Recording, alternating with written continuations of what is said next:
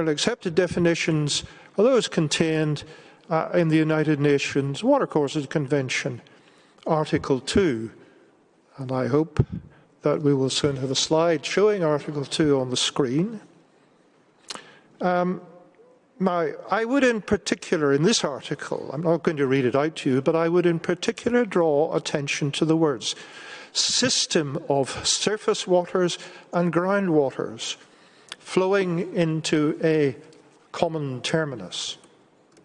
This definition perfectly fits the Salala, which flows from Bolivia to Chile and is geologically a system of surface waters and groundwaters, constituting a unitary whole and flowing both as surface water and groundwater across the international border. In terms of the Watercourses Convention, therefore, it is unequivocally an international watercourse. Yet Bolivia states flatly in its kind of memorial that customary international law on the use of transboundary watercourses does not apply to the artificial components of a watercourse that is wholly or partly artificial. This view would have come as a real surprise to the International Law Commission. In explaining the meaning of the phrase constituting a unitary whole, the ILC in its commentary to what became Article 2 of the Convention stated as follows, and I hope that's now on the screen, and indeed it is. And again, I would draw your attention to the point there that they observe that water can move from a stream into the ground under the stream, spreading beyond it, and then re-emerge, flow down into a lake, and so on. It can be diverted into a canal or carry it to a reservoir. That again fits the reality of the Salala. So, in other words, following the International Law Commission, the diversion of international watercourse into a canal, an artificial component, does not in any way destroy its character as an international watercourse. It's the same water flowing in an artificial conveyance. Therefore, contrary to Bolivia's assertion, customary international law on the use of transboundary watercourses emphatically does apply, in our view, to water, and in the International Law Commission's view, to water carried in artificial infrastructure of an international watercourse, regardless of whether the water would otherwise be ground or surface water. Moreover, the Salala channelization works carried out in Bolivia, which consist of the excavation of earth channels lined with stone, do not come close to qualifying as a canal as understood by the International Law Commission or in international practice. But the Commission's inclusion of canals as a possible component of a watercourse shows that a fortiori, the stone lining of a stream will not in any way impact upon its character as a watercourse. And that it follows that, in the Commission's view, international law applies in totality to the waters of the Salala system. In the case before the court, the alleged enhancement would result only from the construction of the Salala's channels.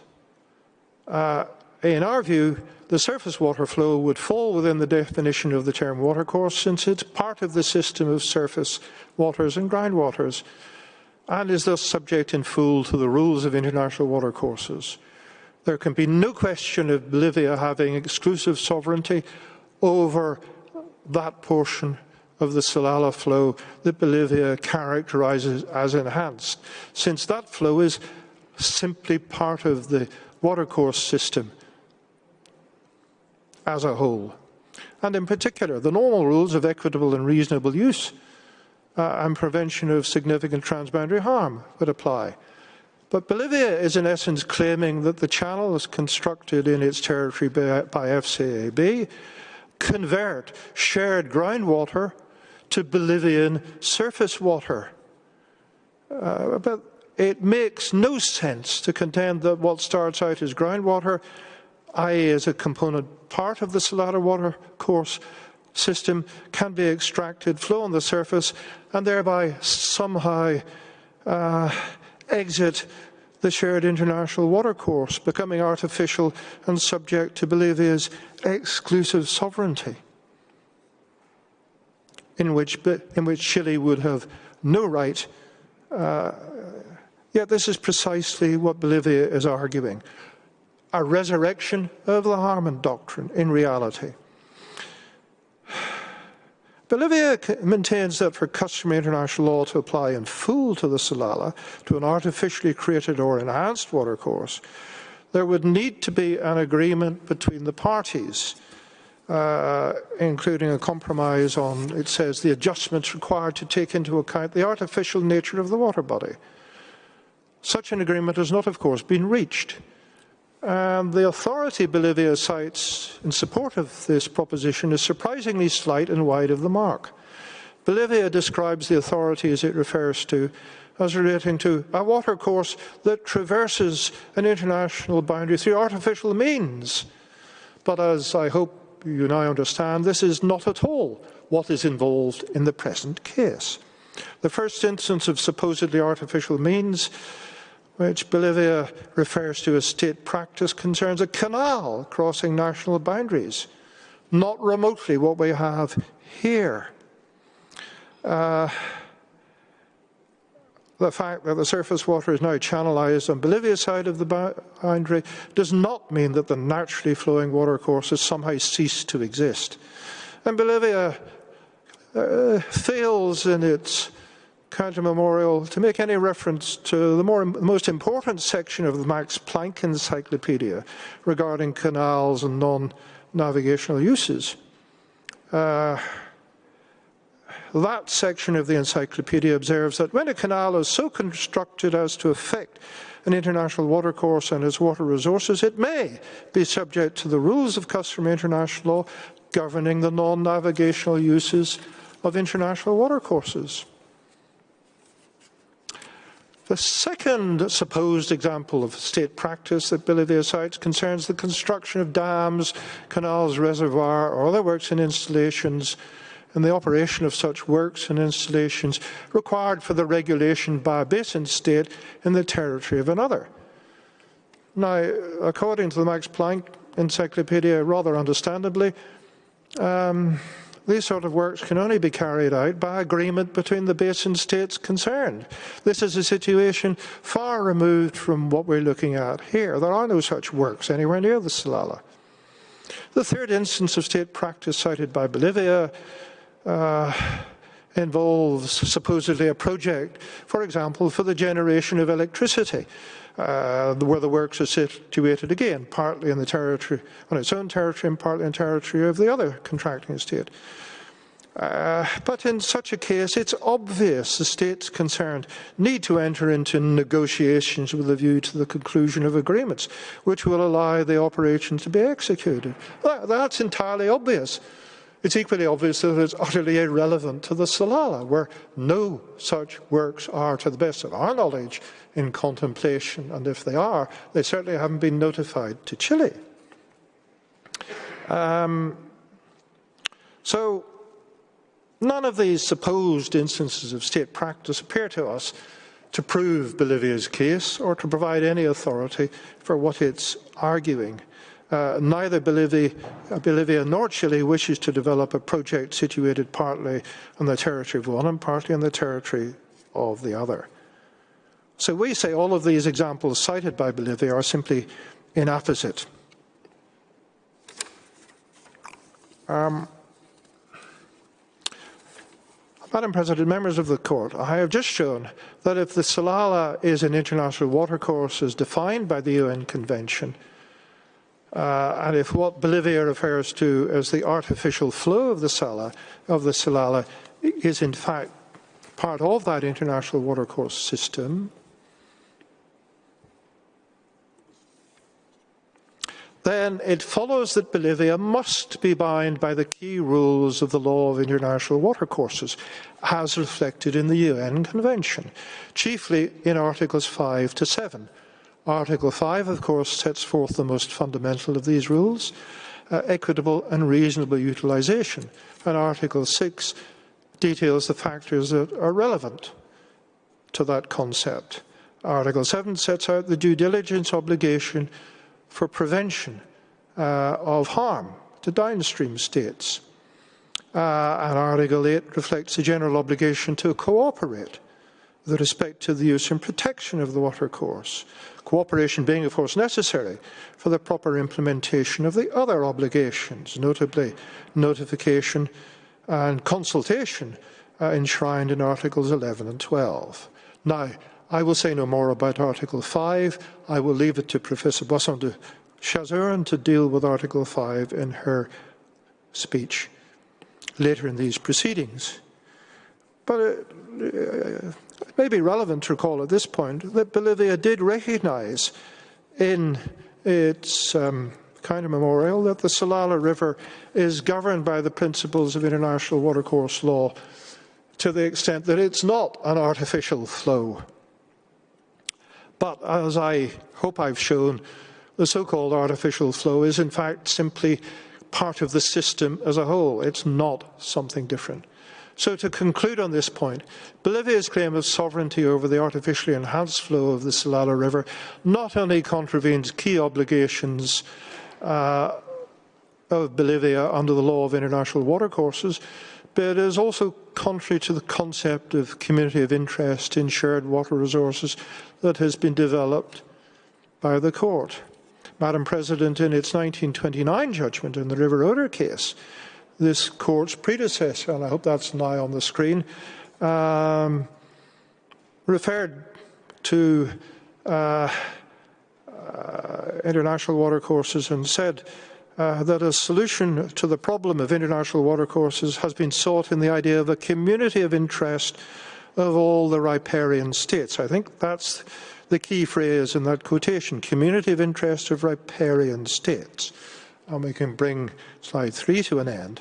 The court went on, and this is, I think, where we get slide 4, went on to elaborate upon the implications of such a community of interest. And you will note that it emphasised that the community of interest becomes the basis of a common legal right, the essential feature of which is the perfect equality of all riparians in the use of the whole course of the river and the exclusion of any preferential privilege of any one riparian.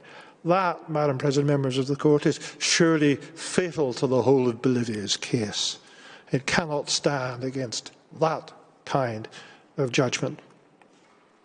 While in the River Oder case, the court dealt with navigation, this court in the Gabčíkova-Náš case reiterated what the Permanent Court had previously said. It found that the modern development of international law has strengthened the principle of a community of interest in international watercourses, as evidenced by the adoption of the UN Watercourses Convention by the UN General Assembly. Thus, and that brings slide 5 to an end, there is a community of interest among the states riparian to the Salala, that is Bolivia and Chile. This community of interest is the basis of a common legal right in the watercourse, not preferential rights, not exclusive sovereignty for one party. The essential features are that perfect equality to which the court has referred in its judgments of both states in the use of the Salala and the exclusion of any preferential privilege of one riparian in relation to the other. So Bolivia does not have a privileged position in regard to any of the waters over which whether they are enhanced or otherwise. The enhanced surfeit flow is impressed with the same community of interest and is enjoyed by the two states in the watercourse as a whole. And in regard to that, they stand in perfect equality. That brings me happily, Madam President, to my conclusions. The standard of equitable and reasonable use and other principles of international watercourse law apply, we say, to all of the waters of the Salala watercourse system. There is simply no legal basis for Bolivia to claim any exclusive rights, any sovereignty in any alleged artificial proportion of the flow of the Salala. Let me emphasize again, no water is brought from elsewhere by Bolivia into the Salala watercourse system. It all exists there naturally, geologically. At most, the railroad company, with Bolivian authorization, may, to some limited and undetermined degree have increased the natural surface flow through the construction of the Salalah channels. But again, I'm sure you've got the point by now, any increased surface water flow due to the channels is the same water that without the channels would ultimately have entered Chile as groundwater flow. It's a bit like what goes up must come down. Well, in the Andes, what comes down carries on down. It doesn't matter whether it goes down on the surface or underground. So, Madam President, members of the Court, for the reasons I have outlined, Chile would respectfully request the Court to declare and confirm that international law does not recognise the concept of artificial flow as invented by Bolivia, that the relevant rules of customary international law as reflected in the UN Watercourses Convention apply in full to the entire flow of the Salalah watercourse system, wherever located, and that there is simply no basis in international law for Bolivia's assertion that any delivery of what Bolivia calls the artificially flowing waters of the Salalah, including the compensation to be paid for said delivery, are subject to the conclusion of an agreement with Bolivia. That's what Bolivia is demanding. Madam President, members of the Court, thank you for your kind attention. And I would be grateful if you would now give the floor to my colleague, Professor Boisson de Chazou. I thank you. Thank you, Professor Boyle. I shall now give the floor to Professor Laurence Boisson de Chazou. You have the floor, Professor.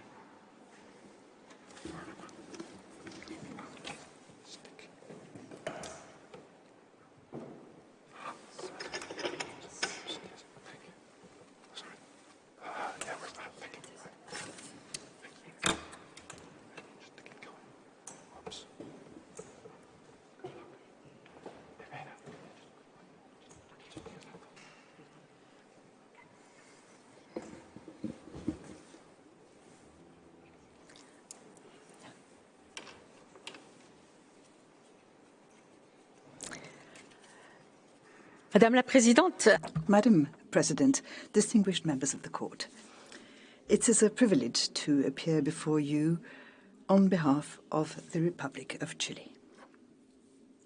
Bolivia and Chile both agree that the principle of equitable and reasonable utilization is a standard in general international law, and that this principle is applicable in the instant case.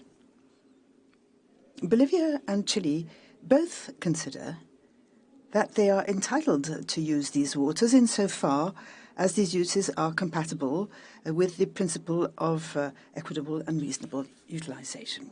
Furthermore, Bolivia and Chile concur that the principle of equitable and reasonable utilization is codified in Articles 5 and 6 of the UN Convention on the Law of the Non-Navigational Uses of International Watercourses, which we shall henceforth call the 1997 UN Convention.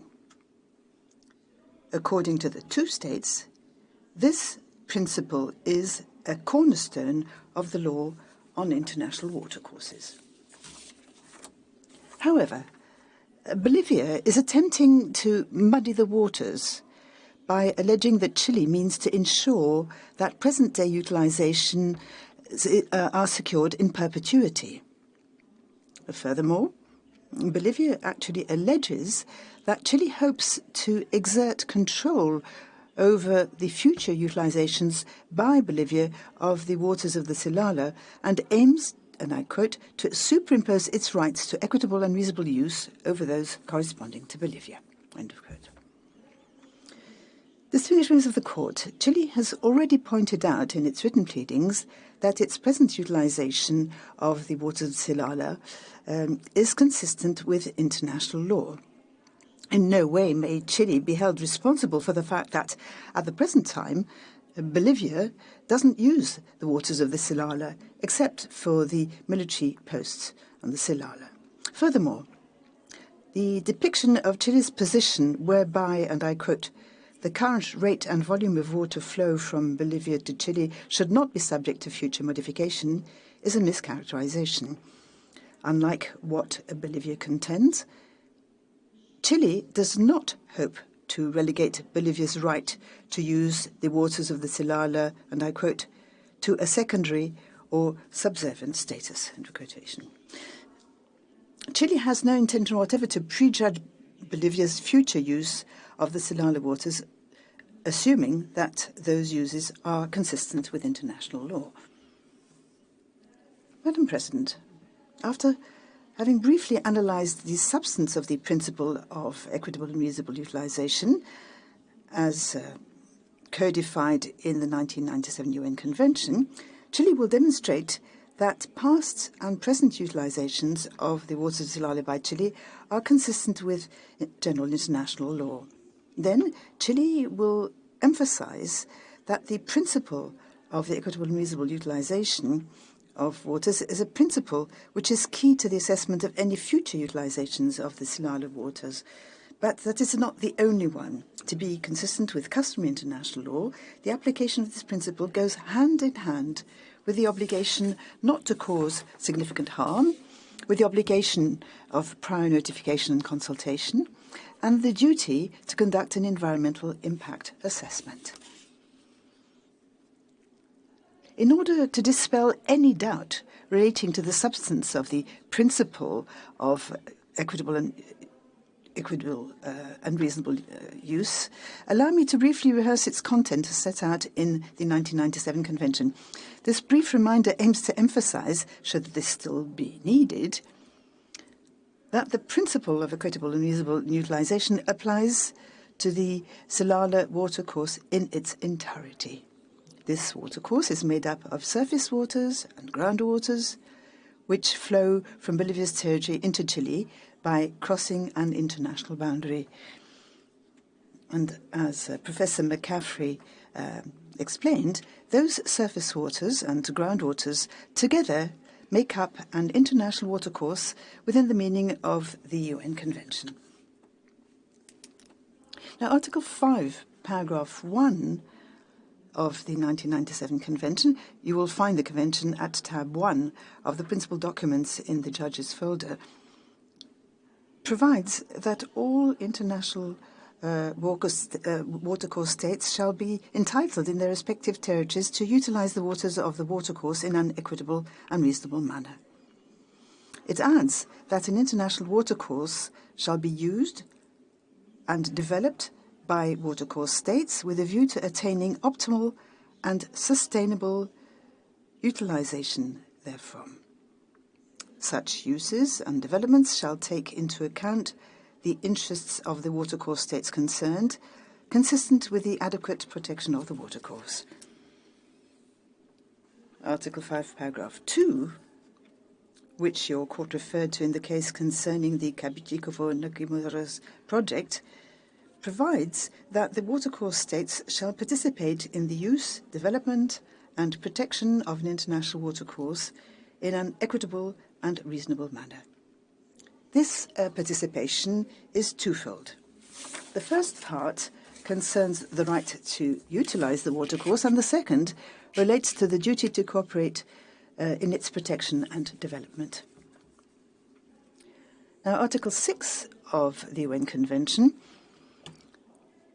equally reflects customary law, I beg your pardon. This provision contains an indicative list of relevant factors and circumstances to be taken into account to establish the equitable and reasonable nature of the utilization of an international watercourse. Bolivia and Chile both agree that the factors listed in Article 6 of the UN Convention must be taken into account in the determination of what is an equitable and reasonable utilization. Among the factors to be taken into account, Article 6 lists geographic, hydrological, climatic, and ecological factors. The Convention also provides that the economic and social needs of the watercourse states, as well as the population dependent on the watercourse, shall be taken into account. The conservation and protection of a watercourse and the effect of its use or uses in one watercourse state on another riparian state are also factors listed in Article 6.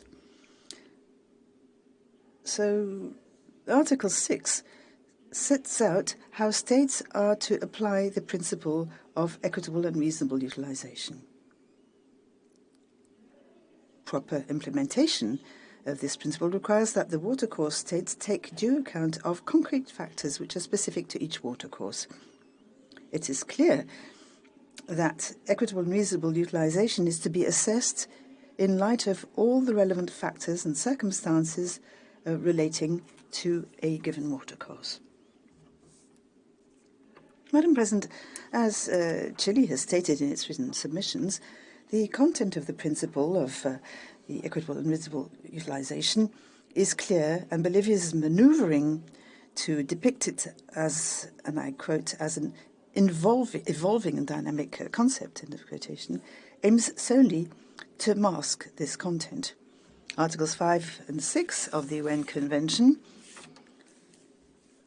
set out in detail the content of this principle.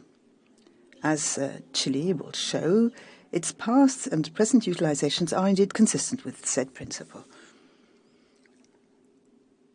Bolivia hopes to distract the court by claiming that any acknowledgement of Chile's right to its present utilization of the waters of the Silala makes it impossible for Bolivia to exercise its right to an equitable and reasonable utilization of the waters in the future. This is not the first time Bolivia has contradicted itself. Indeed, in its rejoinder, the Bolivian state did in fact acknowledge, in reference to Chile's written submissions, that Chile is not attempting to stop Bolivia from developing and, in the future, utilizing the waters of the Silala. Bolivia also recognizes that, and I quote, "The parties agree that the Silala waters, in their current state, have been used only or exclusively by Chile thus far." Chile has been using these waters for more than a century in accordance with general international law. As Mrs. Klein-Kraneberg explained, the first utilizations of the waters of the Silala held back to the early 20th century. An intake was built on Bolivian territory by the British railway company Antofagasta Chile and Bolivia Railway Company Limited, also known as the FCAB. Indeed, Bolivia granted the FCAB a license in 1908 to extract the waters of the Silala for use by the steam engines running on the railway line between La Paz and Antofagasta. Chile had nothing to do whatever with Bolivia's decision to grant such a license. Bolivia subsequently terminated the license contract in 1997 because the license had become meaningless as the waters of the Silala were no longer being used for steam engines. These had been replaced by diesel-powered engines on the line between La Paz and Antofagasta. For its part, Chile granted a license in 1906 to the FACB, licensing it to utilize the waters of the Silala. However, unlike Bolivia, these waters were not used for the railway line between La Paz and Antofagasta, but rather to supply drinking water to the town of Antofagasta. For Chile, the waters of the Silala have always been a major source of fresh water, in particular to boost the social and economic development of the Antofagasta region, which happens to be located in one of the most arid places on Earth. Now, after channels were built on Bolivia's and Chile's territory, on the basis of the licenses granted in 1908 by Bolivia and 1906 by Chile, a second intake and a water pipeline were built by the FCAB in 1942 on Chilean territory.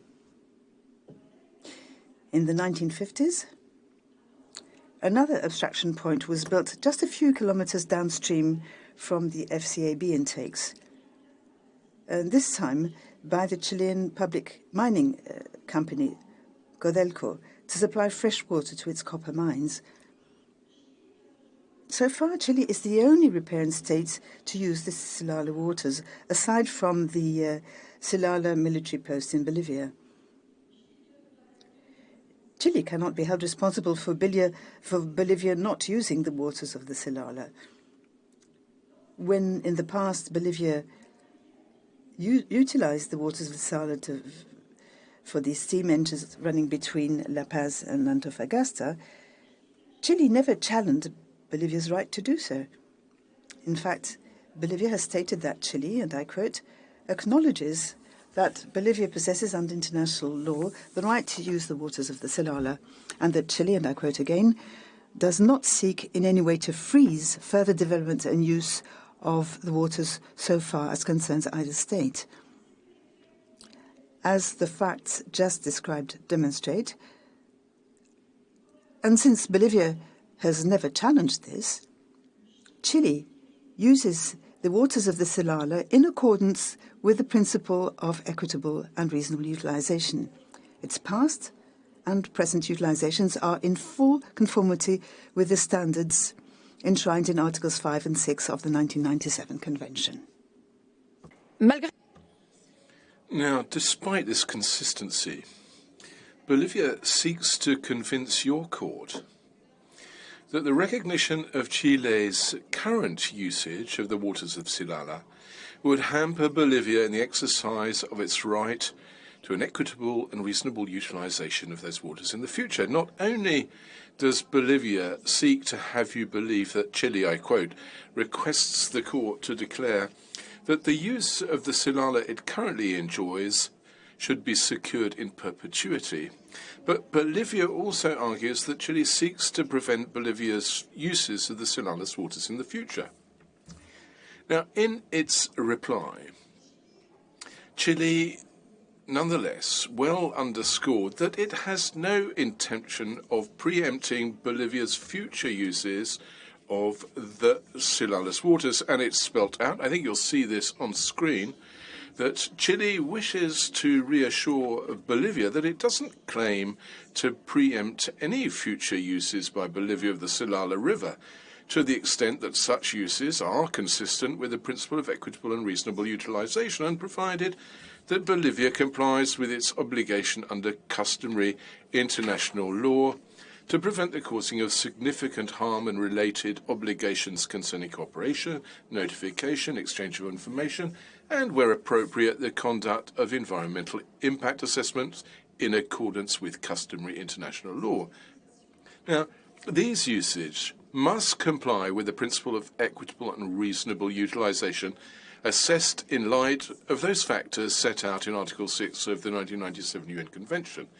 Inter alia, I quote, the effects of the use or uses of the watercourses in one watercourse state on other watercourse states, and existing and potential uses of the watercourse.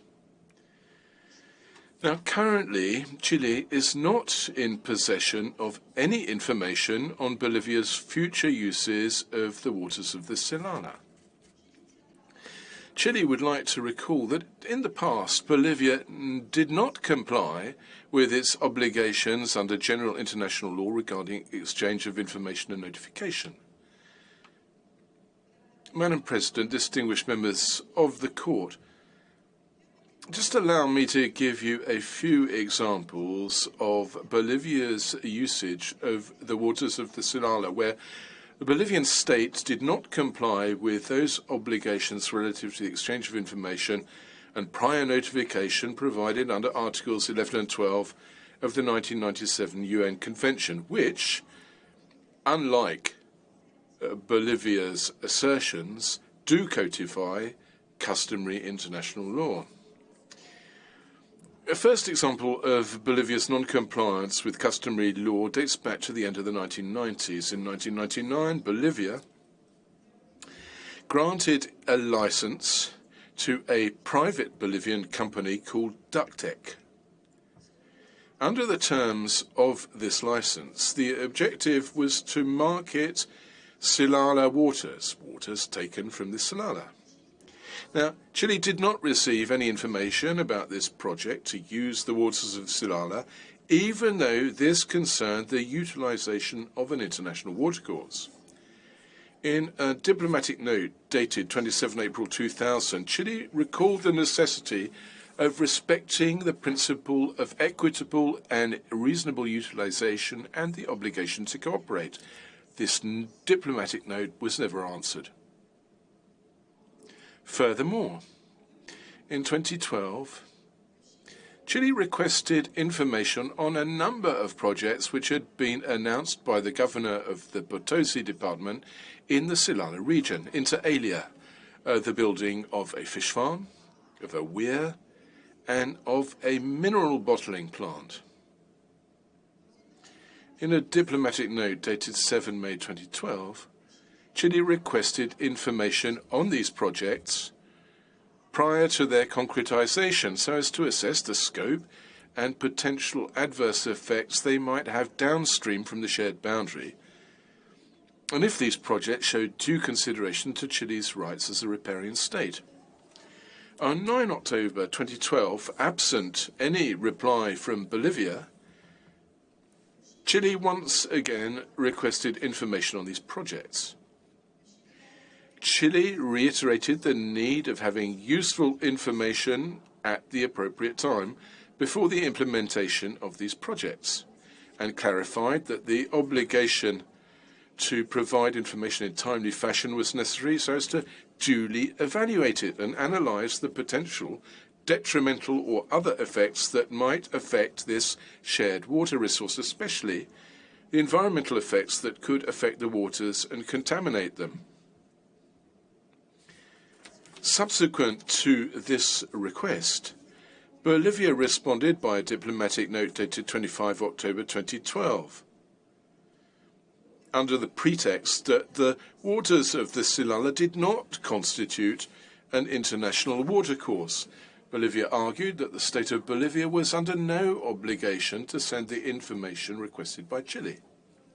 Now, as we know, Bolivia has since then changed its position and today recognizes the international character of the waters of Silala, be they groundwater or surface water.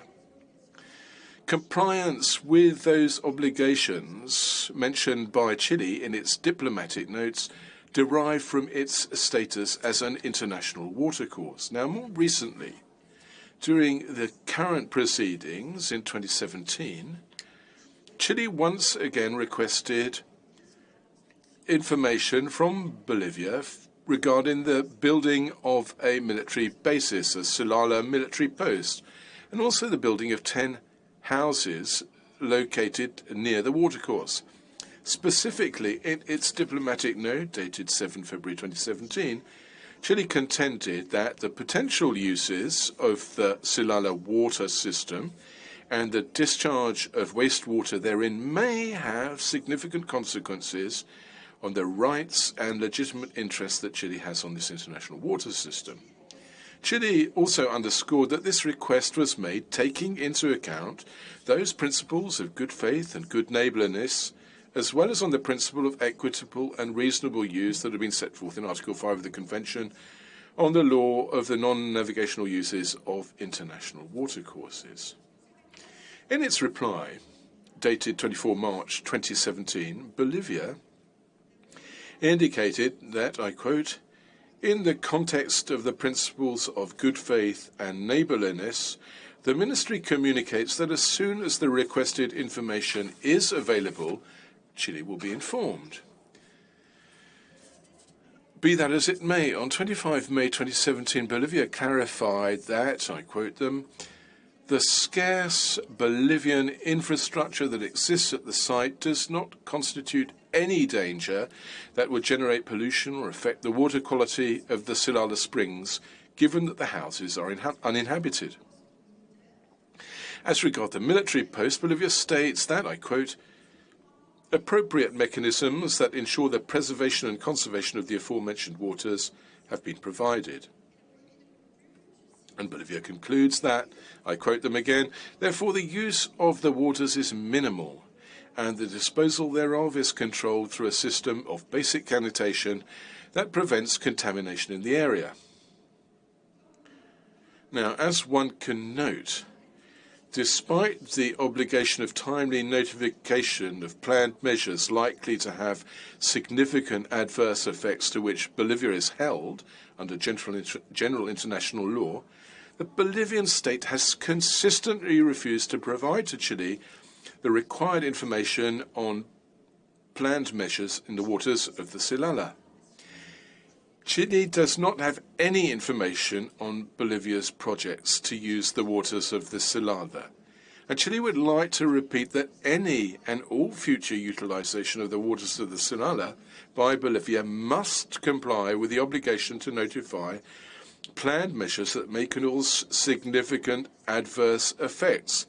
Conformity with that obligation is indispensable to prevent risks of harm and to ensure joint management of an international watercourse such as the Silala.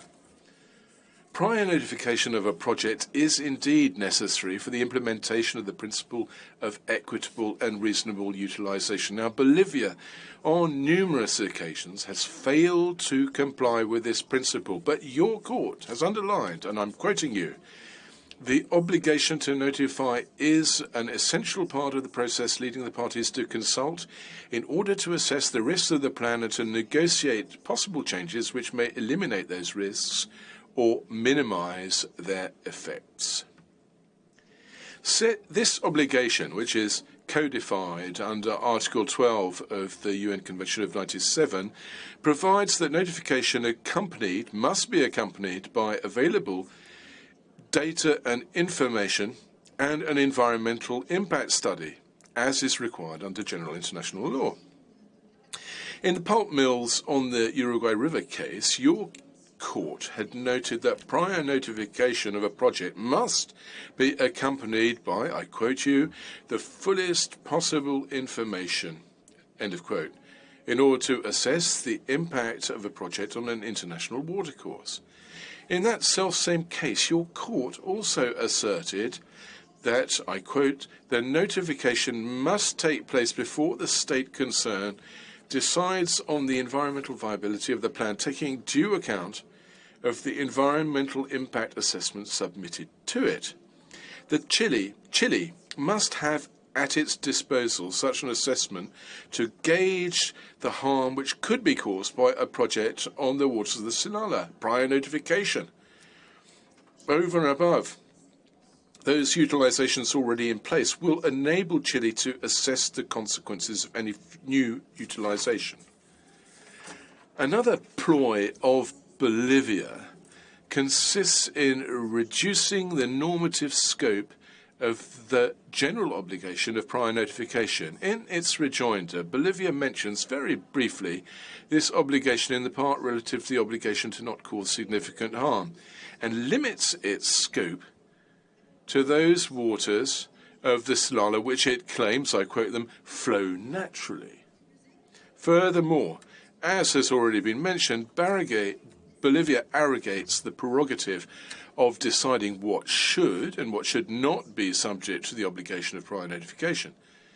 Yet, it doesn't fall to Bolivia to decide unilaterally if there is a risk of significant adverse effects for Chile.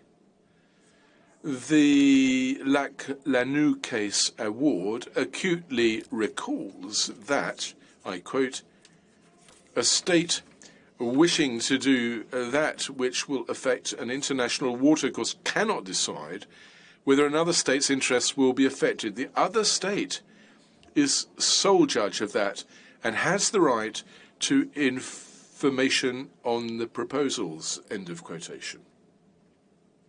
Furthermore, paragraph 1, Article 18 of the UN Convention of 1997 must be mentioned. This provision refers back to Article 12, and I quote, if a watercourse state has reasonable grounds to believe that another watercourse state is planning measures that may have significant adverse effect upon it. It must be clear Chile has every right to require information from Bolivia regarding projects capable of having significant adverse effects.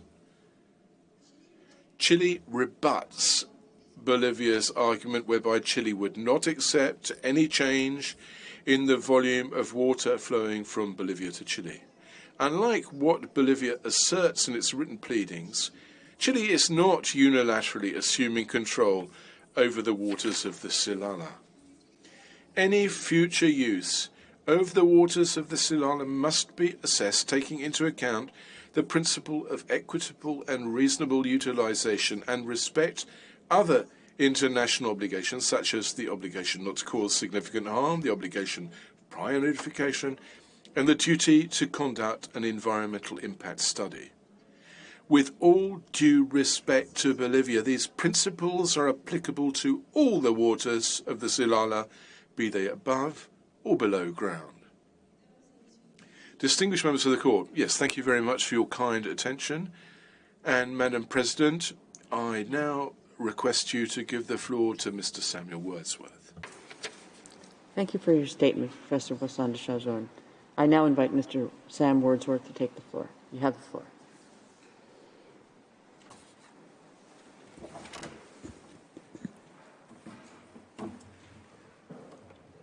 Madam President, members of the Court, it's a privilege to appear before you and to have been asked by Chile to introduce the facts and expert evidence relevant to the surface and groundwaters of the Silala River.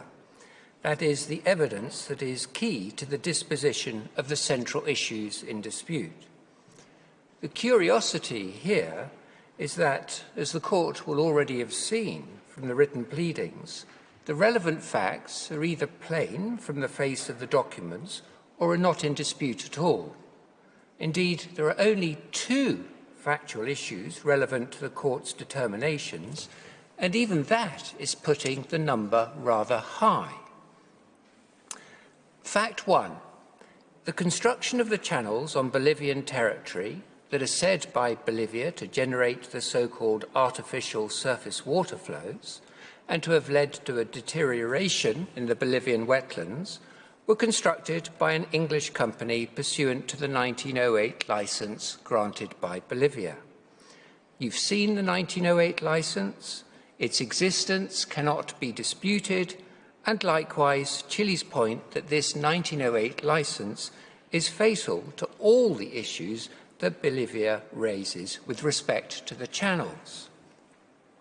The Court has already heard this from my colleagues, but I emphasise the point at this stage of our argument because, as the Court will have seen from the January 2022 summary report of Bolivia's experts, DHI, a significant part of Bolivia's evidence consists of alleged harm caused to its wetlands. Yet the alleged harm is irrelevant so far as concerns this case. Chile is not responsible for any impacts from activities that Bolivia permits on Bolivian territory, and there can likewise be no defence to Chile's claims in this case by reference to what Bolivia elects to do or omits to do upstream on its own territory. Of course, if there is any harm to wetlands, that is not irrelevant in more general terms. And Chile has, in its written pleadings, expressly encouraged Bolivia to take any steps it considers necessary to restore its wetlands, including through dismantling the channels. But the extent of alleged ecological degradation in the upstream state, Bolivia, caused by works that Bolivia has permitted, is a matter for Bolivia alone. Fact 2. Whether as surface water or as groundwater, and with or without the channels dug long ago on Bolivia's territory, the waters of the Silala flow and will continue to flow down the hill into Chile as they have done for thousands of years. Here, it's useful to refer to the areas of agreement that have, in compliance with the Court's directions, been identified by the parties' experts, And I start with Bolivia's experts, DHI, and section 1.1 of their summary report of January 2022. Main finding 1, the main source of surface water of the Silala Springs is groundwater discharge, and the surface waters interact with the underlying groundwater along their course. Further detail on the basic features of the Silala can then be seen in DHI's main finding 3. Silala is of a complex nature and comprised of a coupled groundwater surface water system originating in Bolivian territory upstream and extending into Chile downstream. These conclusions, which are shared by Chile's experts, are important because, as noted earlier by Chile's agent, it was Bolivia's position at the outset of these proceedings that the Silala was not an international watercourse. But given these basic hydrological features, and given that the Silala crosses the boundary into Chile, Bolivia could not maintain that position. The agreed facts establish that unquestionably the Silala is an international watercourse, and I recall Article 2A of the 1997 Convention that you were referred to earlier. The Silala is a system of surface and groundwaters constituting a unitary whole and flowing into a common terminus, flowing from Bolivia into Chile. So leaving to one side Bolivia's curious position on so-called artificial flows, the expert agreement here determines pretty much the entirety of the case. Looking back to DHI's main finding 2, this is that the canals have not changed the overall direction of flow in surface water or groundwater. And this is consistent with main finding 6, which is the one that really matters so far as concerns Bolivia's case on artificial flows. I quote, "The collected field data and the established models suggest that the water discharge from the Silala catchment, accounting for the evapotranspiration losses from the soils, wetlands and canals, eventually flows to Chile, either as groundwater or as surface water with or without the canals. None of the rest matters, including the various points of disagreement between the experts. So what if Bolivia's authorization of the construction of the various shallow channels on its territory has led to an increase in surface water flows to Chile? That water would anyway have flowed into Chile as groundwater. And so what if, according to Bolivia, Chile takes some benefit from having this water as surface water, not groundwater? That alleged benefit was not sought or requested by Chile, and Chile does not ask for the channels on Bolivia's territory to be retained. Far from it.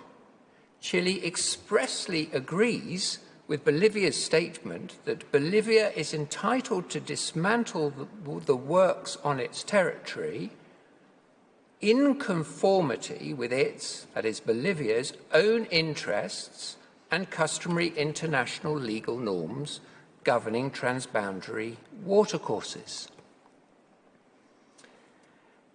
Unless the court is going to accept the extraordinary proposition that an upstream state can act as a self-policing drainage company, unilaterally extracting water that would otherwise flow as groundwater into the downstream state, and able then to assert exclusive sovereign rights over that water when it reaches the boundary as surface water, then Bolivia's case on artificial flows must fall away. In passing, I note DHI's main finding 4. The evaporation from the wetlands will increase if the canals are removed. This is not of relevance because the amount of extra water that would be evaporated is de minimis, around 1 to 2%. And more to the point, Chile does not and cannot object to removal of the channels, assuming, of course, Bolivia complies with its obligations under international law. As to DHI's main finding 5, this is only important to the extent that it is a stepping stone to main finding 6. The experts agree that surface waters will decrease and groundwater flow increase at the border if the canals are dismantled and the wetlands restored to their natural conditions. The amount of the respective decrease and increase is disputed between the experts, but again, it does not matter, because the key point on which the experts do agree is that subject to the very small effects of channelization on evaporation, all surface and groundwaters eventually flow downhill to Chile. I turn to the areas of agreement as recorded by Chile's experts, Drs. Wheater and Peach. If you can cast your eyes over points 1 to 5, you can see that these are the same basic points as reflected in DHI's main findings 1 to 3. In essence, it's being said that the Silala River is a coupled groundwater surface water system, and that construction of the channels in the 1920s on Bolivian territory has not influenced the river flow direction, which follows the natural topographic gradients. And you can see that at points 4 and 5. And you can see that last point graphically from the longitudinal profile at figure 2 to the Wheater and Peach summary report.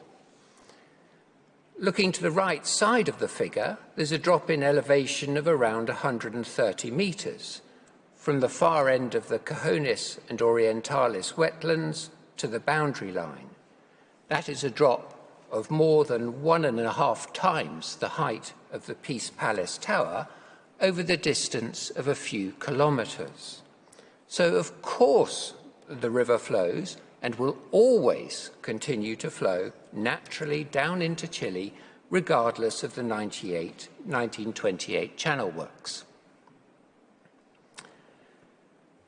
The next two areas of agreement cover the same ground as DHI's main findings 4 and 5, and for the same reasons do not give rise to further issues of fact that this court need resolve. Thus, Drs. Wheater and Peach record the experts' agreement that, and this is point 6, this channelization will have had some effect on the surface water flow of the Silala River.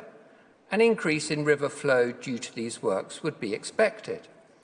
As discussed in section 4 below, we consider that this impact will be very small. The DHI experts say, by contrast, that the increase will be in the range of 11 to 33%.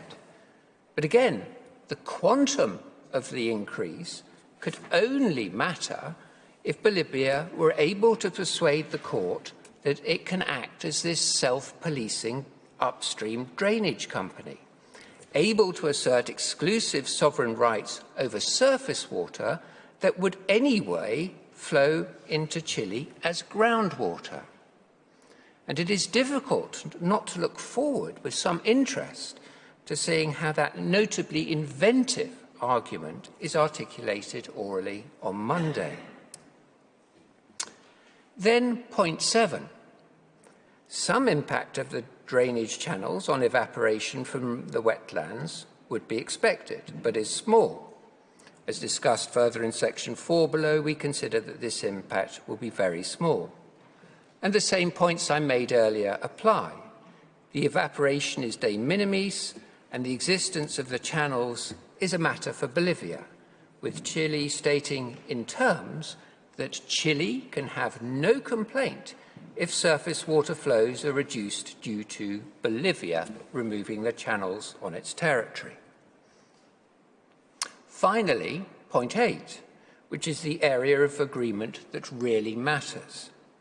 Apart from the effects of channelization on evaporation, any increase in surface flow in the river will be accompanied by a decrease in groundwater flows across the border and vice versa.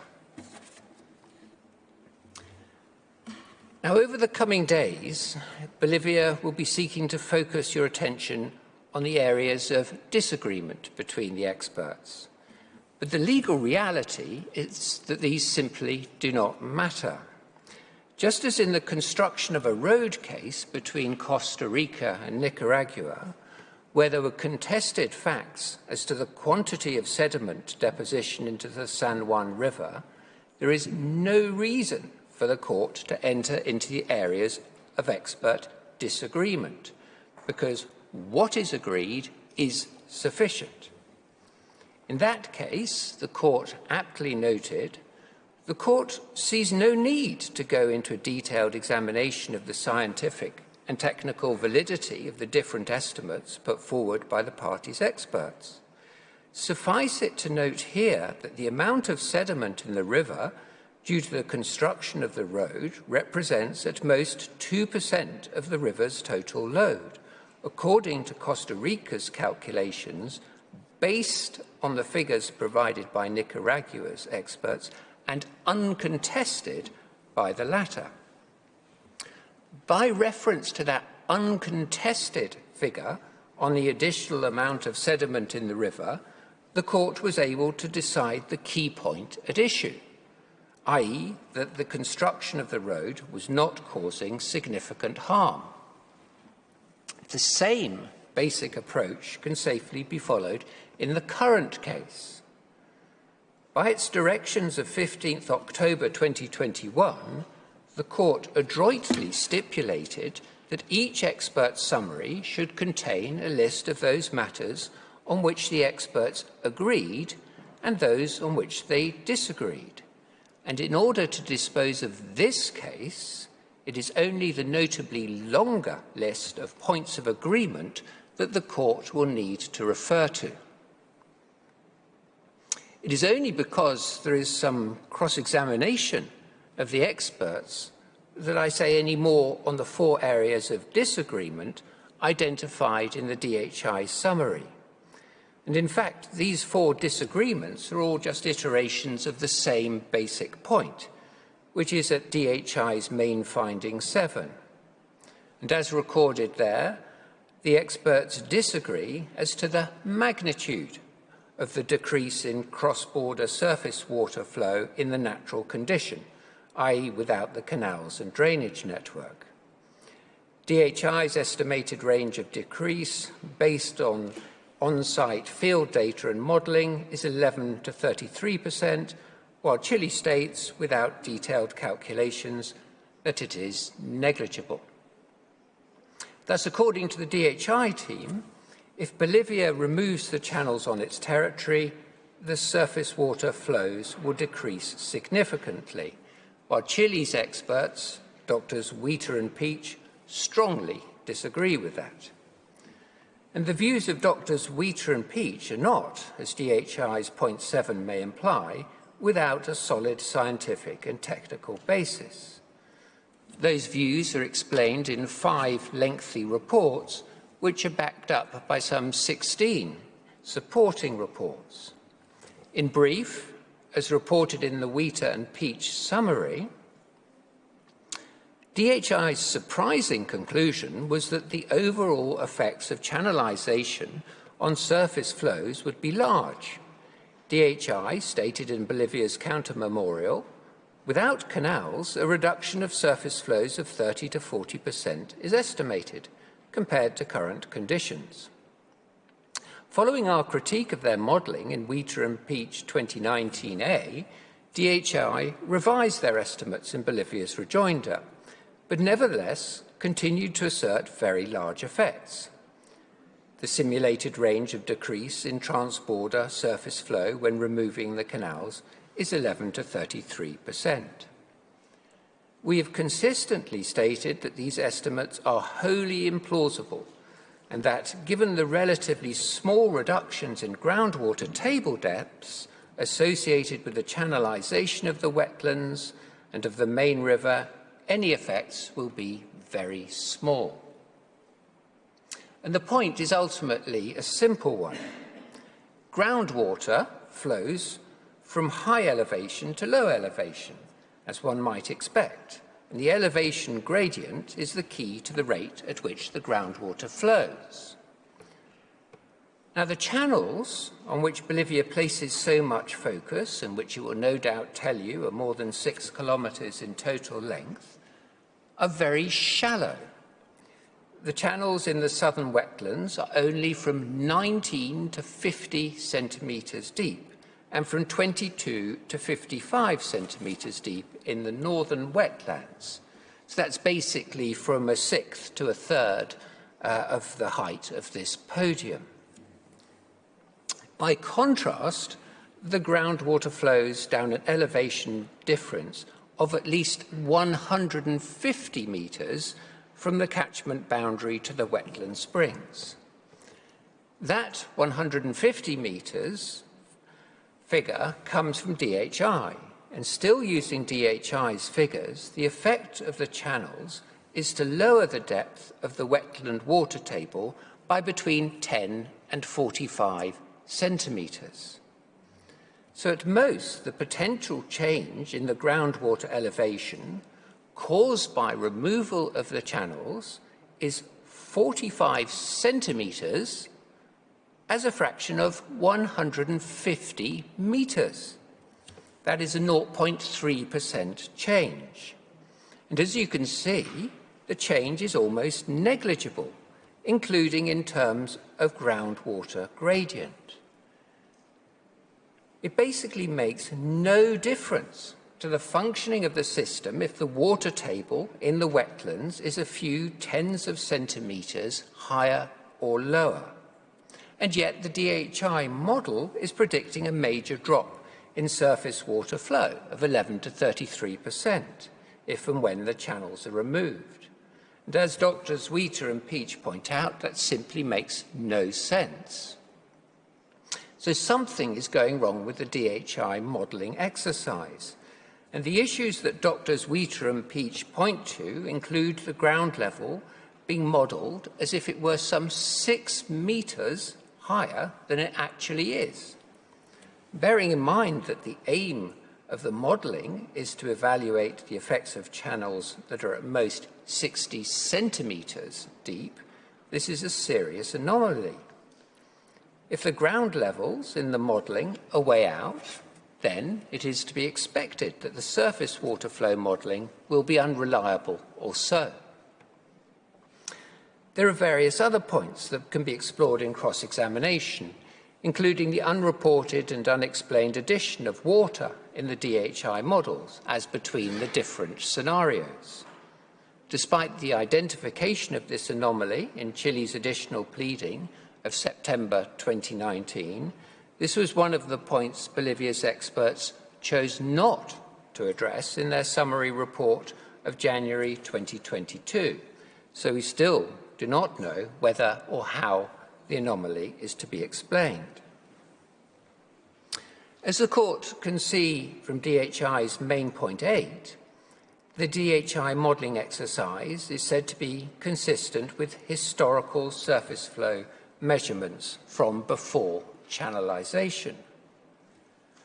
But all that is being referred to here is a single sentence in the 1922 paper on the Waterworks Department of the FCAB, prepared by its chief engineer, Mr. Fox. And you can see the single sentence. He said, "At Siloli, a small dam has been built across the stream which has a daily flow, with very slight variations of 11,300 cubic metres, or say 2,500,000 gallons." And there's nothing to accompany this, no underlying records, no reference material. And so far as concerns Chile's experts, it is anomalous that great weight should be placed on this one standalone sentence in order to identify what the river flows were in the period prior to construction of the channels. As to DHI's main findings 9 and 10, these merely recite the experts' disagreement as to the accuracy of the modelling exercise that DHI has carried out, and there is a criticism of Chile's experts for a failure to carry out any detailed alternative analyses. The only further point that it's useful to identify at this stage, that is, prior to cross-examination, is that Chile's experts do not criticise the modelling software that the DHI experts have used. But the reliability of any modelling exercise is dependent on the inputs and the boundary conditions that are set by the user of the model. In layperson's terms, no matter how good the underlying modelling software, it can still be a case of rubbish in, rubbish out. That can all be explored when the court hears from the experts next week. However, the key point remains that the important work of the experts, that is, the work that matters so far as concerns the outcome of the case, is already complete. It is to be found in their agreement that whether as surface water or groundwater, all the water upstream in Bolivia will eventually flow to Chile. Thus, even if the DHI experts were correct and removal of the channels would lead to a significant decrease in surface water flowing to Chile, then there would be an increase in groundwater to Chile. And Bolivia cannot, by some unprecedented legal magic, somehow have exclusive sovereign rights over that alleged additional surface water. And likewise, it cannot somehow be inequitable or unreasonable for Chile to receive at the surface water that it would anyway have received as groundwater. And if I can conclude by recalling the only other fact which is material to the outcome of the case on water flow, the alleged increase in surface water is caused solely by acts authorised by Bolivia on Bolivian territory. That is, the construction of shallow channels almost 100 years ago, which for some unknown reason Bolivia has not removed, despite the ecological harm it now says they cause. Such acts and omissions by Bolivia cannot somehow be factored in as a defence to Chile's claim that its current use of all the waters of the Silala is equitable and reasonable, or somehow stand as a basis for asserting some state responsibility on Chile's part. Moreover, Bolivia cannot benefit from its own conduct, including its own historical licensing activity, to create new categories of sovereign rights over a portion of a shared water resource whose use is governed by the principle of equitable and reasonable utilisation and the other equally well-established principles of international law. Madam President, members of the Court, the case is a very straightforward one, factually as well as legally, and we are happy to conclude our opening in good time. I thank you for your kind attention, and that concludes Chile's presentation of today. I thank Mr. Wordsworth, whose statement brings this sitting to a close. The oral proceedings in the case will resume at 3 p.m. on Monday, 4 April, when Bolivia will present its first round of argument, both on the claims of Chile and on its own counterclaims. The sitting is adjourned.